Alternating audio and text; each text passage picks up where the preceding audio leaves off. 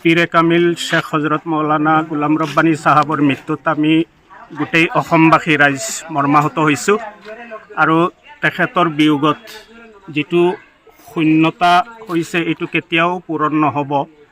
আমি তেখেতৰ কাৰণে আল্লাহৰ ওচৰত দোৱা কৰিছোঁ, প্ৰাৰ্থনা জনাইছোঁ আল্লাহ যাতে তেখেতক জান্নাতুল ফিৰদৌছ নসিব কৰে।